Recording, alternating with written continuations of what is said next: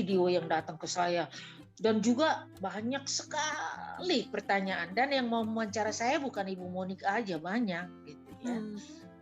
Yang saya terima hanya Ibu Monik gitu, karena gara-gara terima Ibu kasih, Imelda. Bu. Iya, terima kasih, Bu.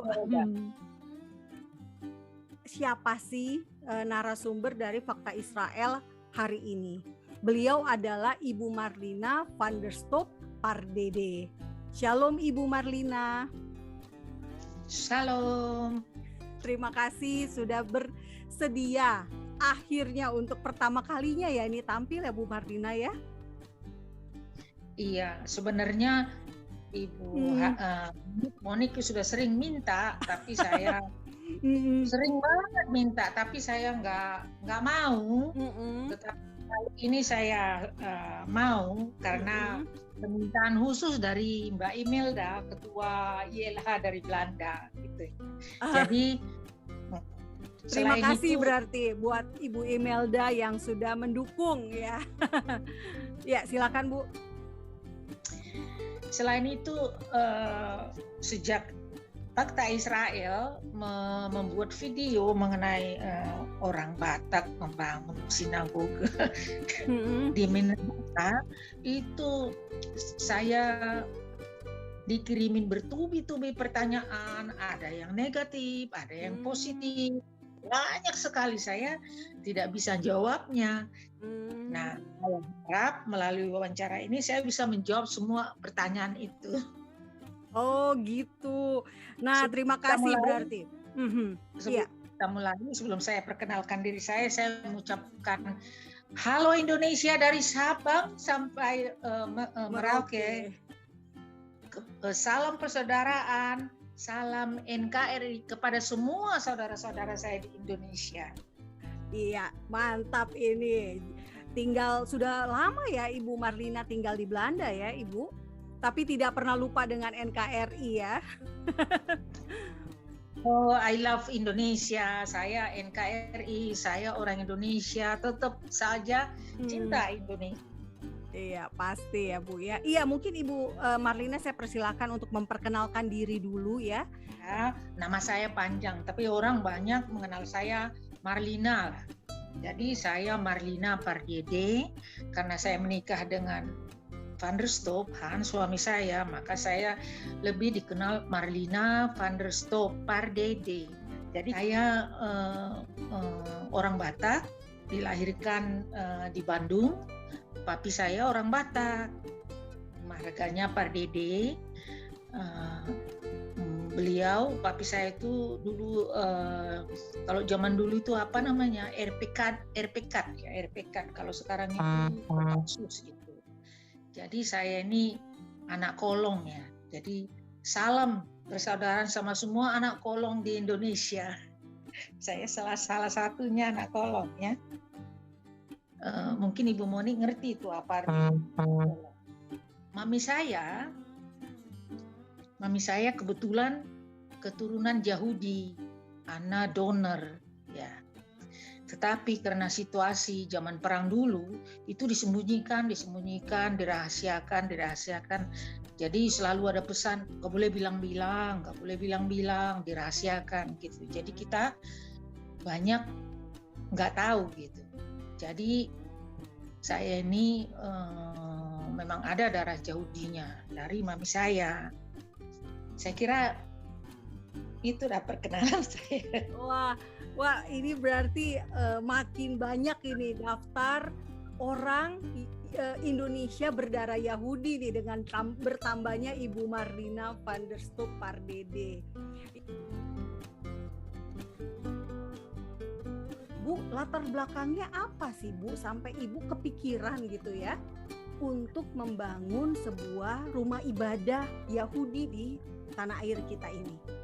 Pada awalnya saya nggak ada niat, tapi saya percaya Hasem, Tuhan pencipta alam ini, kalau dia memang punya suatu kehendak, kalau dia memang mengizinkan, itu akan terjadi dengan cara dia, bukan dengan cara manusia. Pengalaman saya tentang sinagoga yang ada di Minahasa. Tahun 1999 saya mendapat proposal dari Manado, dari kelompok orang Yahudi. Waktu itu ditandatanganin oleh Toar Palilingan dan Oral Bolegraf.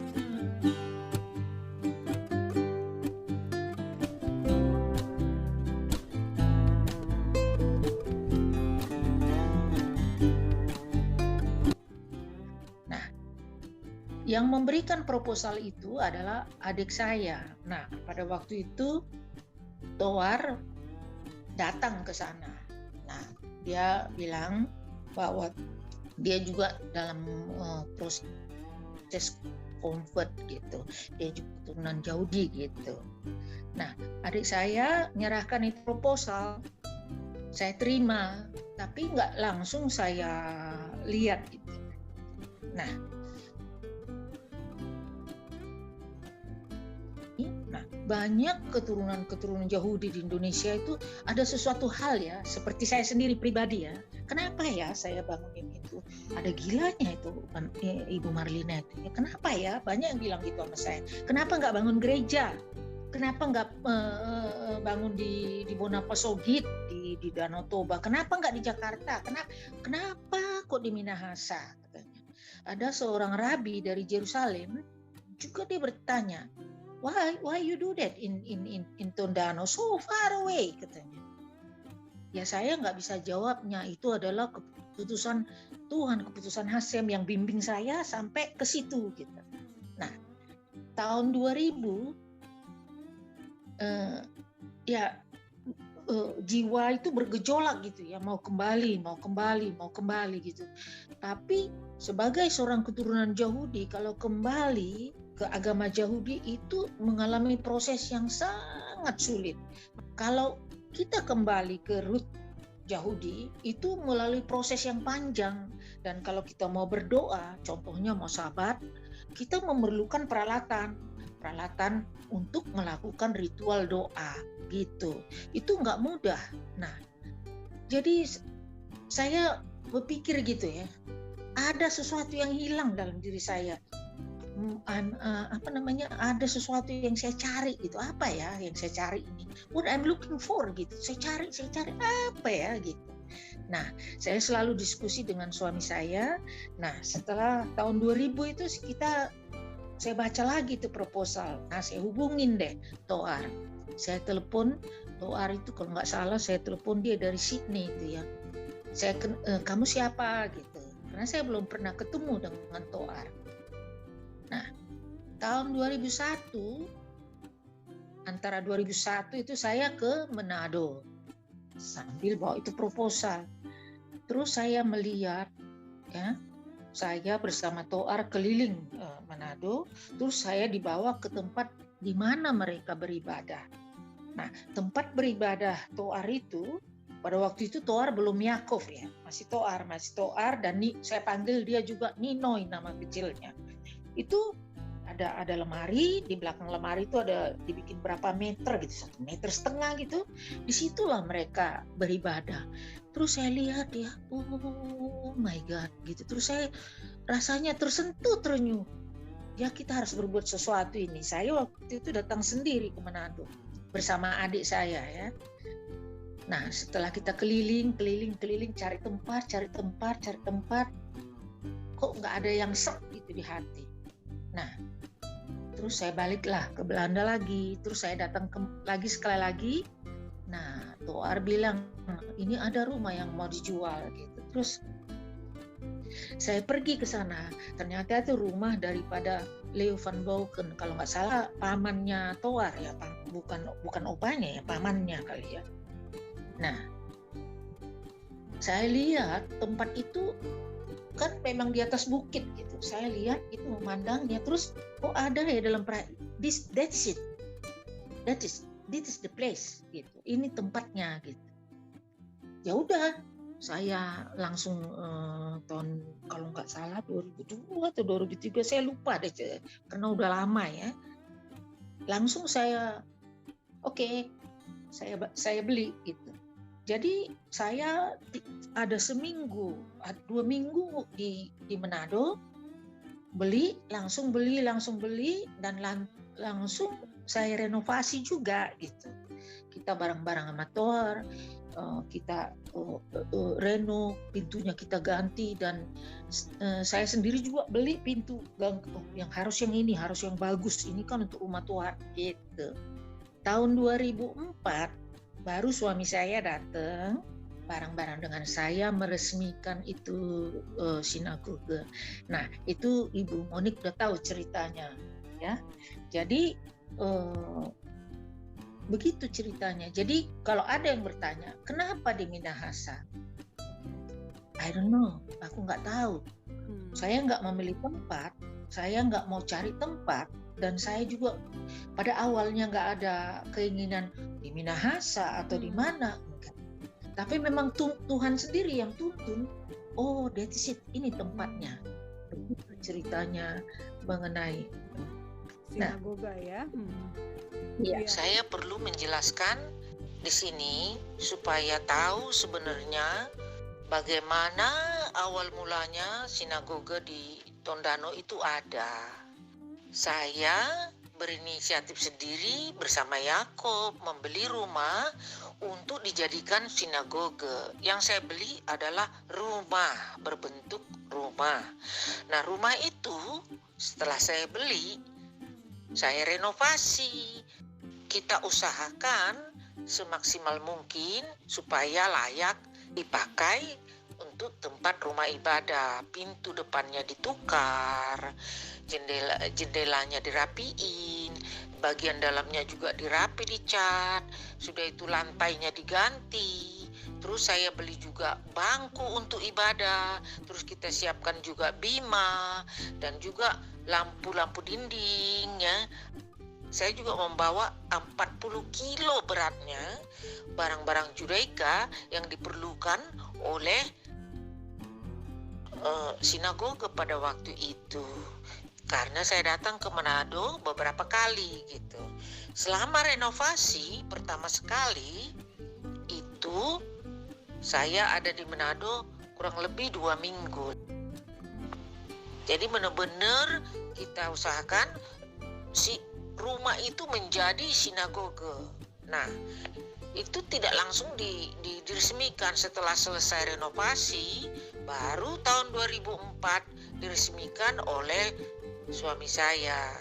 Begitu ceritanya. Itulah sejarah yang sebenarnya asal muasal sinagoge di Tondano.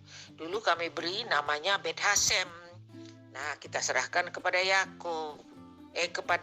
Yakob pada waktu itu masih Toa. Berarti bentuk yang dulu waktu diresmikan sampai sekarang ada perubahannya berapa kali itu, Bu? Dari 2004 peresmian sampai terakhir sekarang ini renovasinya berapa kali? Ibu Marlina mungkin terlibat juga. Itu panjang ceritanya, perjuangan kita sampai saat ini ya. Nggak tahu itu cinta di dalam hati saya kepada Hasem itu kayaknya nggak luntur-luntur gitu, nggak luntur-luntur gitu.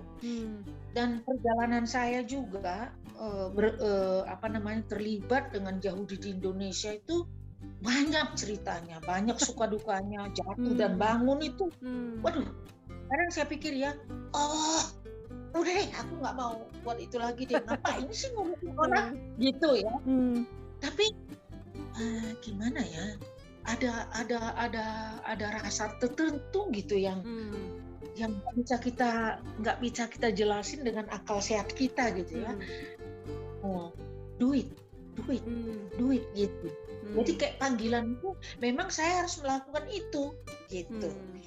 Sampai suatu saat saya membaca ayat ya, bahwa bangunlah katanya, bangunlah ibadah rumah Tuhan. Itu adalah kewajibanmu. Itu setiap keturunan Yahudi miswotnya itu tugasnya membangun sanctuary, membangun suatu tempat untuk Hasem. Saya baca itu, ini jawabannya. Kenapa saya kayak kenapa gitu ya? Jadi dari 2004 itu nggak terus mulus begitu ya. Jadi perjuangan saya dengan Toar itu dari tahun 2000 sampai sekarang.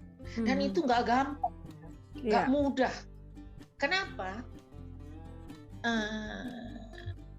Believe it or not ya, kamu percaya atau enggak ya, kita pernah coba. Pernah coba ya, ya. Kalau saya sendiri aja donaturnya, kalau saya sendirian kan berat ya. Kalau saya sendiri aja, saya coba ya, baik di sini ya, dari teman-teman saya yang simpatisan Yahudi ya, agama dari Kristen Israel, Kristen pro Israel gitu, pokoknya kelompok-kelompok yang simpatisan Yahudi, tapi bukan Yahudi. Bukan Yahudi, ya. Ya, saya udah bikin suatu grup gitu. Ini tahun kalau nggak salah 2005 atau 2006 saya lakukan itu ya.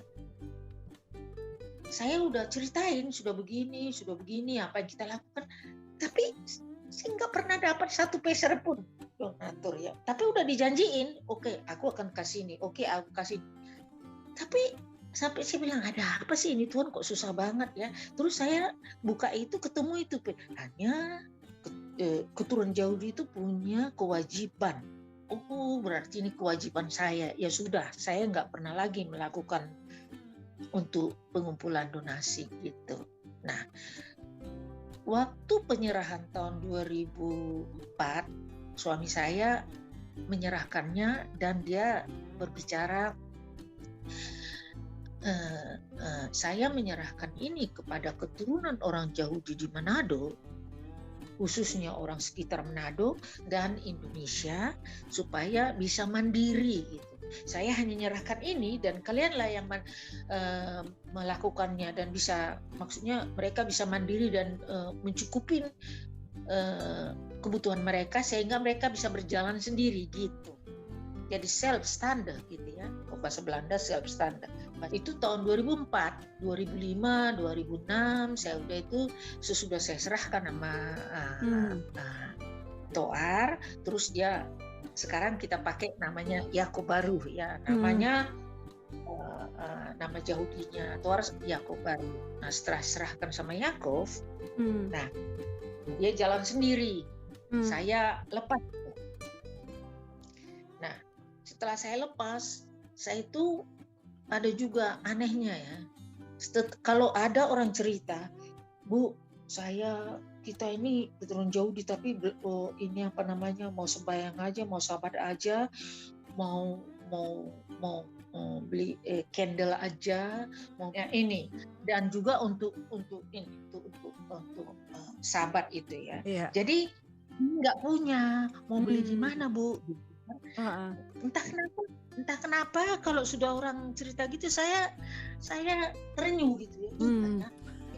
Kita mau doa aja susah ya, mau minta. Kadang-kadang ya kalau kita dalam keadaan susah atau dalam keadaan bahagia kan kita harus kepada Tuhan gitu ya. Jadi kan kita mau nyembah aja sama Tuhan kok susah aja, karena memang harus ada peralatan itu, ada lagi cuci tangan, ada itu macam-macam itu peralatannya lengkap ya. Jadi saya berpikir-pikir gimana ya nolong orang ini ya. Sebenarnya itu bukan urusan saya, tapi nggak tahu itu saya ya ada sampai adik saya bilang, kakak ini ada gilanya ya, ngurusin orang aja, ngapain sih beli-beli sama orang itu juga nggak menghormatin kakak gitu katanya. Ya aduh gimana ya, kok kayaknya nggak, kalau dia udah ngeluh gitu. Nah 2010 saya bantu UJC United Jewish, UJC itu apa kepanjangannya ya, itu Benny Verbruke ya. Ya, United Indonesian Jewish Community Bu. Iya. Iya. Saya ngobrol-ngobrol dengan Benny, dan juga dengan Joby, bagaimana kalau kita bangun? Oke, nggak apa-apa. Tapi saya selalu independen, saya bantu mereka, saya nggak langsung masuk sama grup mereka gitu. Oke, boleh, saya bilang gitu. Nah, sampai berdirilah UJC, dan di situ saya banyak membantu ya itu tadi mengadakan peralatan, beli talit, beli itu sampai ada teman saya Ibu Bernadine itu bilang sama saya, oh Marlina katanya, kalau sudah ke Yerusalem harus beli talit karena saya kan kalau saya ke Yerusalem itu berangkat hari Jumat gitu, nanti hari Selasa balik gitu, nanti Jumat, Sabtu Sabat saya ke hotel, terus ke situ hari Minggu kan toko buka, hari Senin pulang. Saya sering gitu. Nah kalau saya ke Yerusalem saya borong itu, saya beli bersama Bernadine, saya beli itu apa namanya talit banyak, terus saya beli candle lah, saya beli macam-macam peralatan itu. Nah itu ada yang saya berikan karena Benny ketuanya. Segala bantuan saya serahkan melalui Benny. Jadi Benny yang menyerahkan.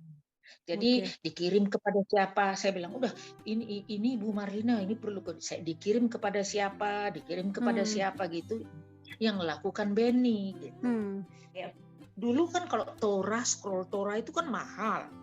Scroll Torah yang kosher itu bisa harganya ratusan ribu. 30.000 sampai ke atas gitu kan. Jadi ada yang scroll Torah itu di copy tapi tetap dia seperti scroll Torah gitu. Jadi mereka bisa praktek, bisa buka gitu. Nah itu juga mahal harganya. Nah itu dikoordinir oleh Benny. Nah udah saya bilang sama Benny udah melalui semua saya serahkan melalui Benny. Saya selalu gitu. Jadi biar Benny yang kirim kepada siapa-siapa aja. Ada juga yang saya kasih langsung begitu. Nah banyak hal yang saya lakukan di UJC. Iya.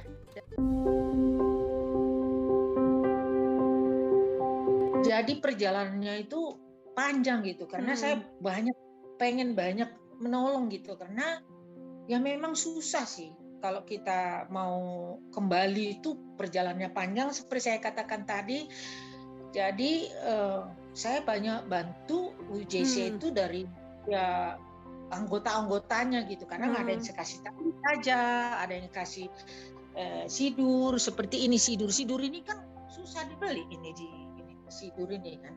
Iya. Ini sidur. Nah, ini adalah buku doa ritual ya dari orang Yahudi kalau kita lagi melakukan sabat. Nah ini susah ini dibeli di Indonesia nggak ada. Mau beli di mana gitu. Jadi saya rajin itu beli. Nah bukan kepada UJC aja, waktu zamannya Yakob juga, waktu tahun 2004 itu ya saya banyak borong-borong kasih ke sini, pokoknya saya selalu ngikutin kata hati saya gitu. Kalau saya ini nih anehnya gitu ya kasih gitu. Jadi bukan ini yang ngomong, di dalam hati itu kayak ada suara kasih. Jadi saya kasih, ada yang dikasih talit, ada yang dikasih lengkap gini, ini bokor cuci tangan gitu kan. Sama ini untuk peralatan habdalah gitu ya. Nah ada yang saya kasih lengkap, ada yang saya kasih kipa aja, ada pokoknya itu saya terus saja itu saya asal saya ke Indonesia. Jadi ibu saya itu peralatan Judaika gitu. Iya, jadi ibu memperlengkapi komunitas Yahudi di Indonesia ya Bu ya? Iya, jadi anehnya saya ya udah deh bawa aja gitu. Jadi kan itu kan mahal ya, sudah itu nggak selain mahal dan nggak bisa dibeli di Indonesia. Iya, gitu. betul. Jadi kalau kita punya peralatan, nah siapa-siapa yang menerima dari saya pasti nonton mereka akan bilang iya kan. Paling tidak kalau dia punya peralatan lengkap di sabat dia waktu melakukan ritual doa dengan Hasem itu rasanya gimana ya Bu? Memang saya rasakan sendiri. Kita kalau kita sudah mulai masuk di situ langsung kita doa itu rasanya gimana? Rasanya kayaknya pokoknya kita serahkan aja diri sama yang Tuhan deh pencipta kita. Kalau jadi serahkan sama Hasem gitu. Rasanya terenyuh banget gitu kayak kalau sudah kita dengan peralatan itu. Gitu.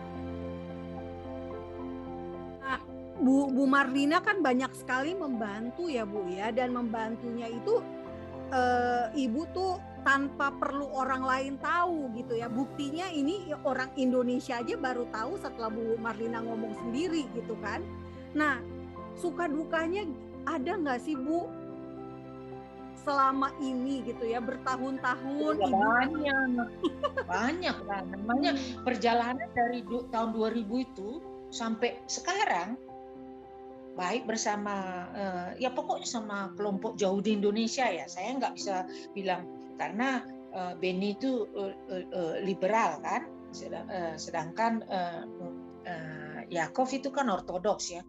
Saya nggak pilih pandang bulu, pokoknya dia keturunan Yahudi, mau kembali kepada Tuhan, mau punya, kalau memang kata hati saya ya bantulah, saya bantu gitu. Nah, jadi suka dukanya ya banyak banget dah suka dukanya ya. Tapi kembali lagi, kenapa kamu lakukan itu? Why you do it then?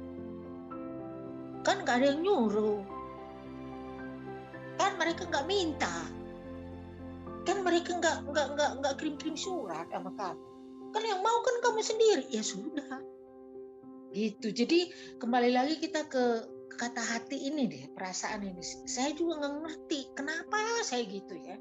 Nah, setelah saya tahu mami saya keturunan Yahudi, jadi itu semuanya terjawab gitu. Oh, jadi ada sesuatu yang di dalam diri saya, di dalam jiwa, katanya darah itu memanggil gitu. Udah, lakukanlah gitu.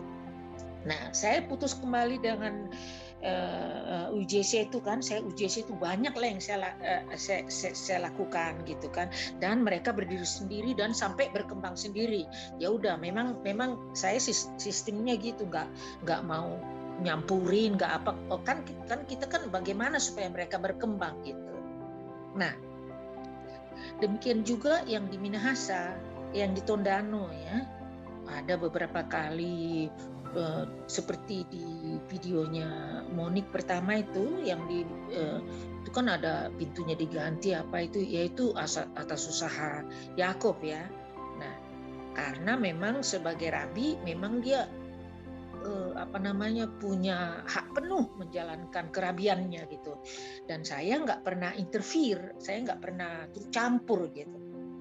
Jadi saya nggak pernah nyetir Yakov begini, Bukono begini, enggak, karena dia seorang rabi, dia harus punya otoritas ya.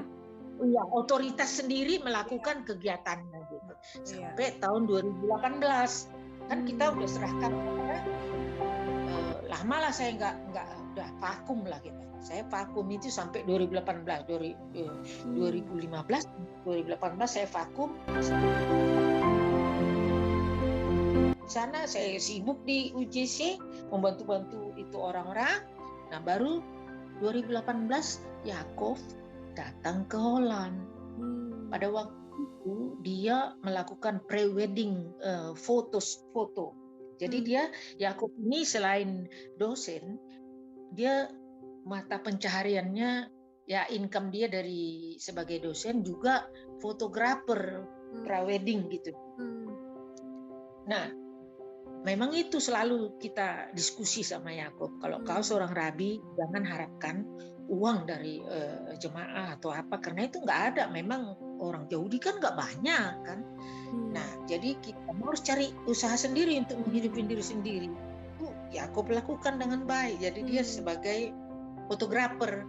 Ketemulah kita dia datang ke Belanda, dia telepon saya, Bu, saya di Belanda.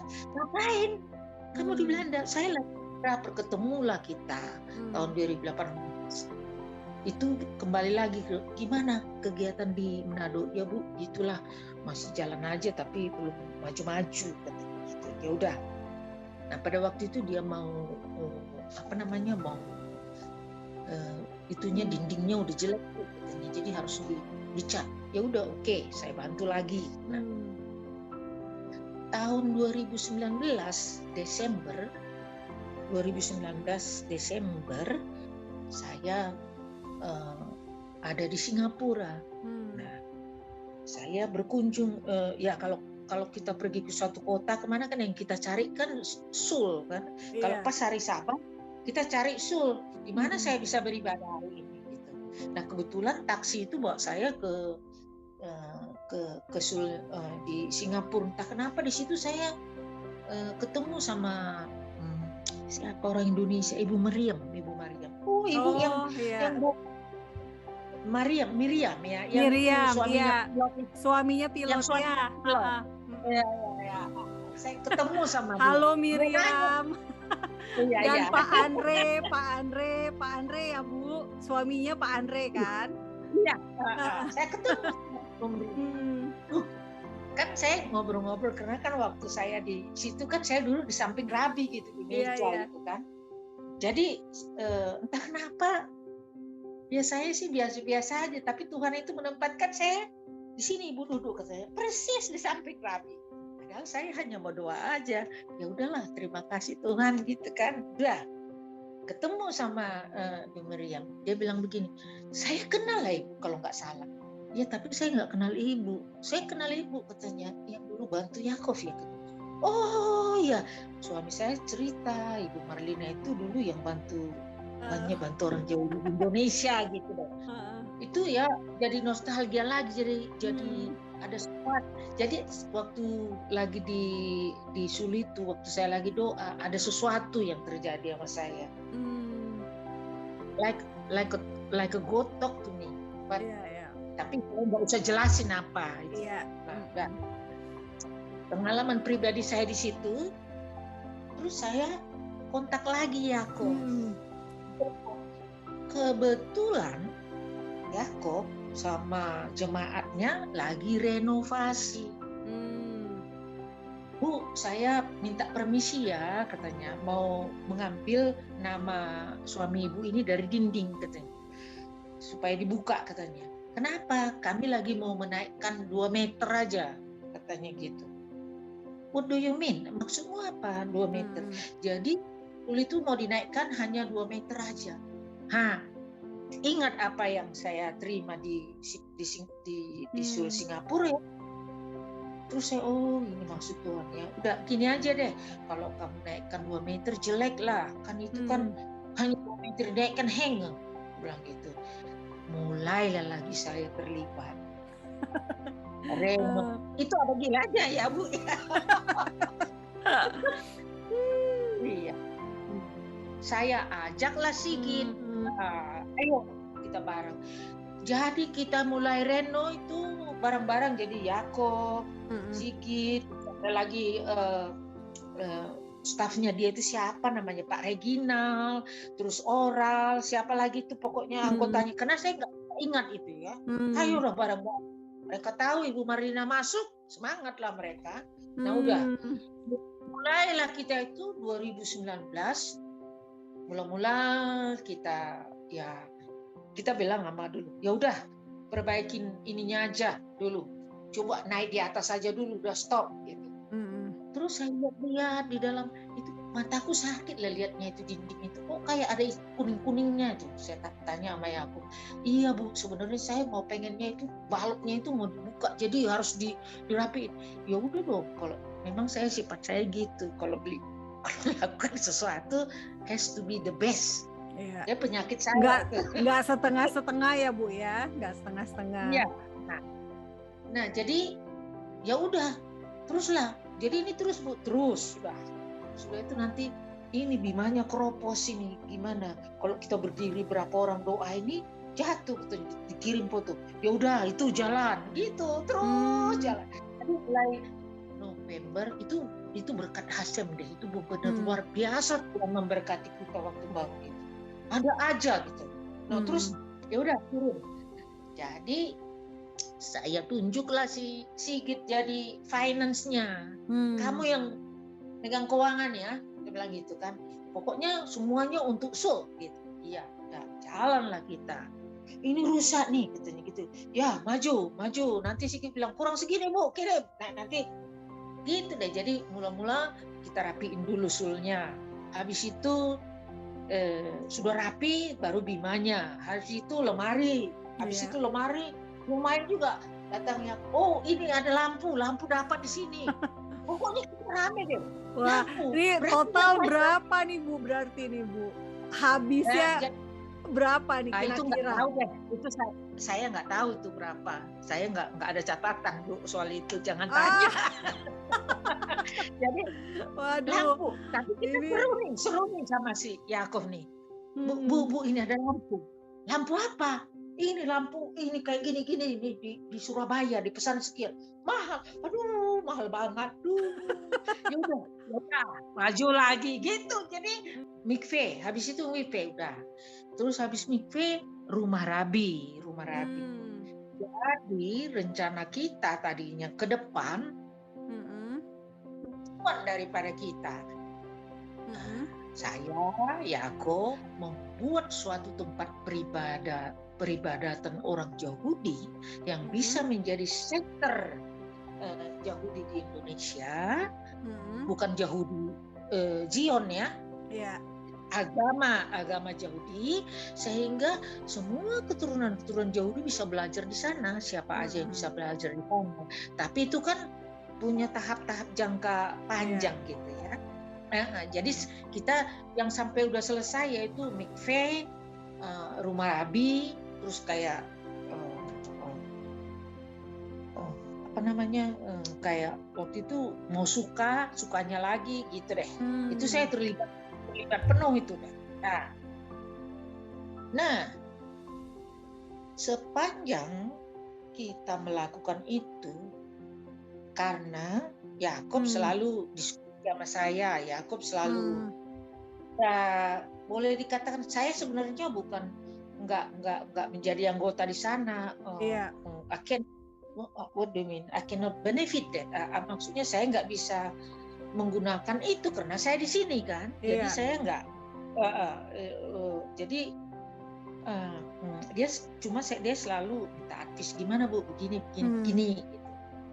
Jadi rencana jangka panjang kita, jadi ada rumah rabi, terus ada sulnya, terus ada tempat mikve, terus ada kayak dapur koser gitu, terus habis dapur nanti ada kayak tempat belajar gitu, jesiva gitu.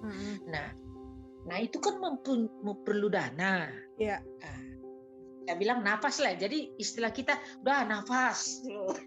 Selesai satu nafas dulu ya. Nah, karena Yakob orangnya maunya terus saja, dia kan maunya mintanya ini lagi Bu gitu kan. Nafas dulu saya bilang gitu. Nafas dulu gitu.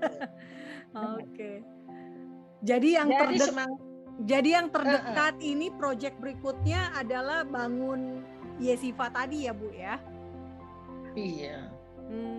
Gimana? Iya, proyek berikutnya adalah bangun Yesiva berarti ya Bu ya? Iya, rencana. Apa itu jadi atau tidak, Besrat Hasem. Jadi tergantung Tuhan. Kalau Tuhan mengizinkan itu akan terjadi. Tapi jadi kembali lagi seperti saya bilang, segala sesuatunya kalau tidak diizinkan Tuhan tidak terjadi. Nah, saya tekankan lagi ini untuk menjawab semua pertanyaan-pertanyaan yang begitu banyak di messenger saya katanya.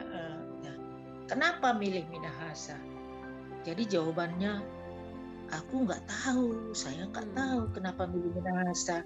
Yang mimpin saya sampai milih Minahasa itu Tondano itu, saya kira jawabannya ya Tuhan sendiri. Tuhan mengizinkan itu terjadi di sana gitu.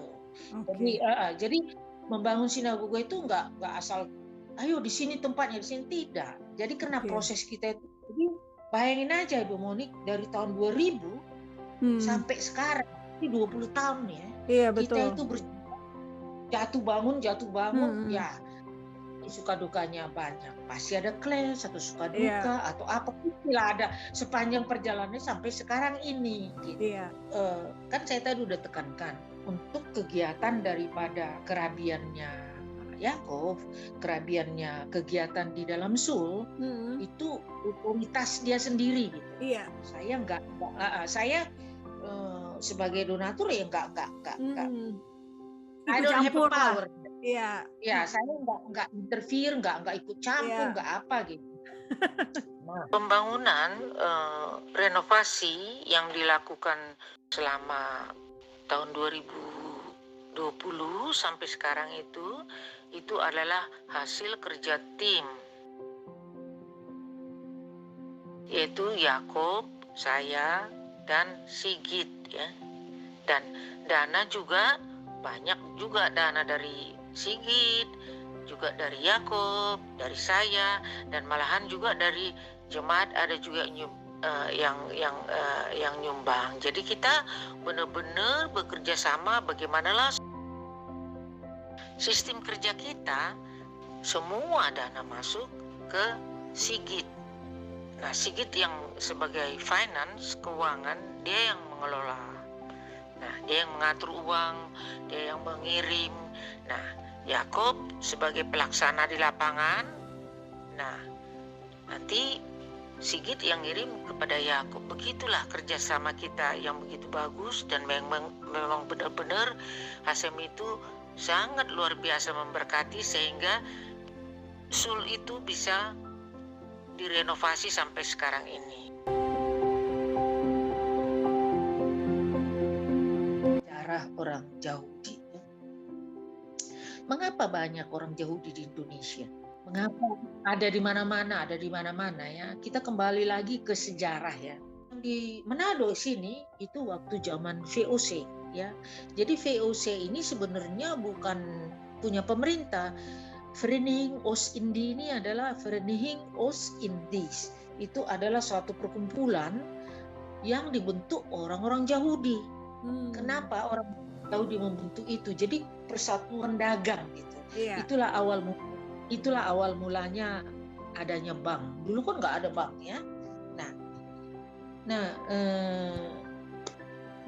Zaman dulu di Belanda ini orang-orang Yahudi itu nggak bisa kerja di tempat, misalnya jadi pegawai negeri, jadi pegawai di Kemente, itu nggak diterima, susah cari kerja, sehingga mereka masuk ke perdagangan. Itulah terbentuknya VOC. Mereka berangkatlah ke Indonesia. Nah, itulah terbawakan sampailah dari mereka masuknya kan dari Banten, terus ke Manado, ke Ambon, sampai di situ deh.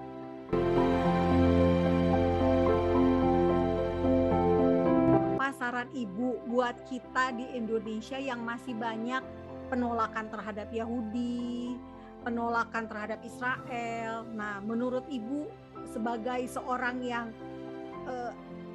sangat cinta NKRI, tetapi juga sekaligus jiwa raganya itu adalah jiwa raga Yahudi, apa pesan Ibu buat kita semua di Indonesia? Silakan Ibu. Saya orang Indonesia. Walaupun darah saya darah Yahudi dan agama saya agama Yahudi, tapi saya orang Indonesia dan orang Batak. Tetap saya itu, dan saya cinta sama Indonesia. Ya banyak hal-hal yang orang Indonesia itu mungkin nggak tahu fakta apa yang terjadi di Israel. Apa fakta antara Palestina sama Israel itu sebenarnya apa masalahnya? Nah, kalau memang pernah ke Israel, pernah ke Haifa, pernah ke kota Samaria, ya, pernah pokoknya ke daerah-daerah Palestina, ke Gaza, itu bukan urusan agama, ya. Di Palestina sendiri itu ada agama Kristen banyak di sana. Orang Palestina banyak orang Kristen, banyak Islam, dan mereka benci orang Yahudi. Itu bukan masalah agama, tetapi adalah masalah tanah, ya. Masalah perbatasan, masalah tanah. Mereka mau merebut, mau ngambil lagi tanah itu. Nah, kalau menurut sejarah, waktu orang Israel datang ke waktu pertama kali orang-orang Yahudi kembali ke Israel, tanah Israel yang sekarang itu nggak seindah seperti sekarang. Enggak. Itu penuh rawa-rawa, batu-batu, dan batu-batu cadas. Pokoknya nggak seperti sekarang. Nah, orang Israel bekerja keras ya, membuat pertanian sedemikian rupa, membangun negara Israel itu, dan tidak pernah ada penindasan kepada bangsa Palestina. Palestina itu malah banyak yang bekerja untuk bangsa Israel.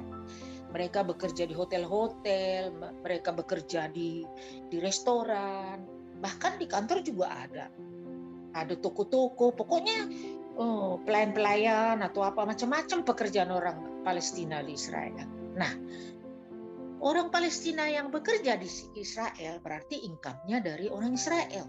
Kalau mereka berhenti, mereka juga nggak ada income. Jadi kalau menurut saya pesan saya ya, sebelum kita tahu sejarah yang sebenarnya, ya apa yang terjadi sebenarnya, sebaiknya marilah kita membaca, lebih banyak membaca, cari tahu dulu ya Bu ya, cari tahu dulu, iya. Ya, cari tahu dulu apa yang sebenarnya. Jadi nggak sedikit-sedikit, gitu, nggak sedikit-sedikit, ya, nggak sedikit-sedikit disalahkan Israel gitu. Terus cari tahu dulu, iya, cari betul, tahunya begitu. Setuju, iya. Nah Bu, Ibu udah berapa kali nih ke Israel? Aduh, nggak bisa dihitung. Kalau dari Belanda 3 jam doang ya Bu ya, deket ya. Kalau dari Belanda itu ya, jadi gini, kalau saya berangkatnya jam 9 malam, nanti sampai di sana ya pagi siang gitu. Pokoknya saya selalu ngambil penerbangan malam gitu supaya nanti saya bisa sabat gitu. Jadi kalau saya hari Jumat itu nyampai, jadi langsung saya sabat ke hotel gitu, ya. Iya, ke hotel, sudah itu ke Sul juga. Habis itu nanti hari Sabatnya saya sepanjang hari di hotel saya. Terus nanti paginya di Sul, sudah itu ke hotel, itu baru malam kalau sudah hari Sabtu jam 7 malam gitu ya, kan sudah selesai Sabat, toko-toko buka. Main deh saya di Mami. Main deh di Mami. Di situ baru nanti hari Senin saya balik ya. Wah, enak sekali nih jadi Bu Marlina ya, bisa terbang kapan saja ke Israel. Wah, mantap nih Bu. Puji Tuhan ya, puji Baruch Hashem ya Bu ya. Tapi itu waktu sebelum corona. Kalau sekarang aduh deh. Iya, nggak bisa dulu ya Bu ya. Iya, terima kasih banyak ini Bu waktunya. Untuk informasi yang sangat berharga buat kita, karena ini juga masuk dalam salah satu tujuan Fakta Israel itu adalah untuk memberikan informasi yang benar ya. Jadi daripada dengar macam-macam dari mana-mana, nah lebih baik saya undang Ibu untuk menjelaskan, dan juga supaya Anda semua Bapak Ibu kita tahu gitu loh, kenapa ada sinagoga di Indonesia, dan kita tahu hati seorang ibu yang tergerak untuk membangun rumah buat Hashem. Karena memang itu semua panggilan ya. Ada orang yang mungkin punya banyak uang, tetapi belum tentu tergerak untuk bangun rumah. Ibadah buat Tuhan gitu ya. Sebaliknya ada orang yang pingin banget bangun rumah, tetapi tidak ada dananya gitu ya. Jadi memang masing-masing orang punya panggilan, dan kita bersyukur untuk Ibu Marlina van der Stoep, Pardede, yang diberikan hati, diberikan kemampuan finansial, dan juga diberikan hati untuk membangunnya itu di Minahasa, di Sulawesi Utara. Karena kebetulan saya juga orang Sulawesi Utara ya, jadi saya berterima kasih Bu Marlina. Ibu Monik orang Sulawesi ya? Iya, oma saya Van Urs, tapi menikah dengan Rondonu gitu. Rondonu itu Manado ya. Cuma mami saya Mandagi Mamahir gitu loh.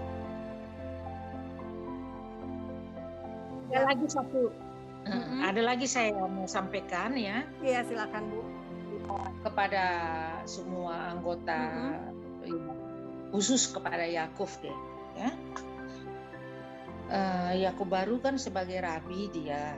Nah selama ini kita menjalankan bagaimanalah supaya kegiatan di Sulu itu maju. Nah, tugas seorang rabi adalah membina namanya anggotanya dari mereka mulai belajar pertama kali supaya seluruh orang Indonesia, saudara-saudara se-Indonesia tahu apa kegiatan kita di Sulu gitu ya.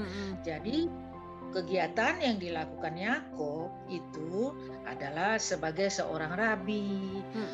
Tugas daripada seorang rabi adalah memimpin jemaat. Sudah itu jemaatnya itu anggotanya diberikan pendidikan Jesiva. Siapa-siapa yang mau masuk balik lagi kembali, mereka itu belajar dan belajarnya itu nggak sebentar, lama loh, sampai dari dia berikan pelajaran, diberikan pelajaran bahasa Ibrani, bagaimana tata cara ibadat, sampai mereka yang benar-benar udah bisa siap, baru dilakukan convert, baru dia melakukan mikveh. Itulah tugas seorang rabi. Pesan saya kepada Yakob ya supaya dilakukannya tugasnya dengan baik, dan juga anak buahnya atau anggotanya yang selama ini sudah belajar supaya diselesaikan mikvehnya dengan baik. Bagaimana caranya lah supaya selesai, itu pesan saya, dan itu yang kita lakukan selama ini. Tidak ada sedikit pun Yakob atau kita yang ada di dalam sama anggota-anggotanya melakukan kegiatan politik atau kegiatan apapun, karena memang fokusnya tempat itu adalah untuk menyembah Hashem, untuk memuliakan nama Tuhan, untuk beribadah, dan tempat beribadah, tempat orang-orang keturunan Yahudi itu bisa kembali ke akarnya dan bisa belajar. Iya, saya sebagai di luar daripada, ya saya boleh dikatakan ya anggota istimewa lah, itu aja. Iya. Di luar dari komunitas ya Bu. Ya, itu dia. Saya berharap semua keturunan Yahudi, ya baik itu dari grup yang mana, dari grup mana, alangkah baiknya bersatu dan dapat menggunakan sul itu yang sudah disiapkan oleh Hashem, bukan oleh saya ya, yang sudah disiapkan oleh Hashem untuk dipergunakan untuk belajar lebih banyak, dan karena fasilitasnya sudah ada tempat rumah rabi. Nanti mana tahu ada rabi datang dari Belanda, dari Israel.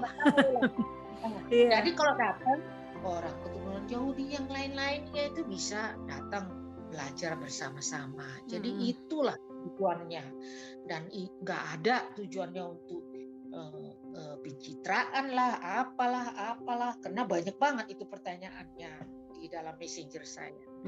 Jadi saya harap juga sukses sama kelompok-kelompok di Manado. Nah, kepada orang-orang netizen Indonesia ya yang bertanya kepada saya itu ya, saya harap dengan wawancara ini bisa terjawab kenapa saya dan juga kepada yang minta bantuan kepada saya, yang minta macam-macam deh. Juga, jadi banyak permintaan proposal ya Bu ya? Ya, yang meminta. Ada yang negatif, ada yang positif. Ya, pokoknya banyak banget. Nah itu khususnya saudara-saudara saya dari Bonaposogit, dari Batak, saya nggak lupa, saya orang Batak. Saya anak papi Pardede, papi saya tetap orang Batak. Tetapi kenapa nggak membangun di Tondano itu saya nggak bisa jawab, karena kan tadi saya dari wawancara itu sudah terjawab. Iya betul. Kalau sesuatunya hanya diizinkan Tuhan baru terjadi. Gitu. Iya betul. Itu jawaban saya. Iya. Dan untuk hal-hal negatif lain, yang hal-hal banyak sekali, mudah-mudahan itu terjawab. Dan kepada seluruh saudara-saudara saya di Indonesia, dari Sabang sampai Merauke, seluruh Indonesia, salam persaudaraan, salam NKRI Merdeka. Iya, terima kasih Bu Marlina, dan saya percaya Ibu tetap bisa menjadi berkat dimanapun Ibu berada. Ibu mau tinggal di Belanda, Ibu tetap bisa menjadi berkat buat Indonesia. Dan meskipun sebagai orang Batak tetapi membangun sinagoganya di Minahasa, bukan berarti Ibu Marlina berkurang loh rasa cinta terhadap saudara-saudara Bataknya. Tidak, Bapak Ibu semua, tetapi memang ini yang namanya panggilan gitu. Jadi sekali lagi kita yang di Indonesia ini hanya bisa berterima kasih kepada kontribusi Ibu Marlina yang sangat positif bagi kita semua di Indonesia. Dan sebetulnya kalau dipikir-pikir, Bu Marlina perasaannya saat ini tuh senang kan ya melihat ada sinagoga ya di Indonesia ya Bu ya. Maksudnya ternyata itu sekarang ini Bapak Ibu, sinagoga itu menjadi satu-satunya loh yang ada di negara kita gitu. Sejak sinagoga yang di Surabaya itu dihancurkan. Jadi ini betul-betul kalau bukan karena Ibu Marlina kita nggak punya loh rumah ibadah Yudaisme di tanah air kita. Jadi sangat positif. Saya mengapresiasi kontribusi positif Ibu Marlina ini, dan semoga semakin banyak orang-orang seperti Ibu Marlina yang peduli pada Indonesia, pada kebutuhan-kebutuhan minoritas di Indonesia, meskipun sudah tinggal di luar negeri, meskipun sudah menikah dengan orang non Indonesia misalnya, tetapi tetap peduli pada apa yang dibutuhkan oleh negara kita, oleh tanah air kita, khususnya oleh kelompok minoritas. Jadi saya konfirmasi lagi bahwa sampai proyek terakhir Ibu merenovasi sinagoga ya. Tapi apakah itu memang Ibu tahu bahwa akan diubah menjadi museum Holocaust?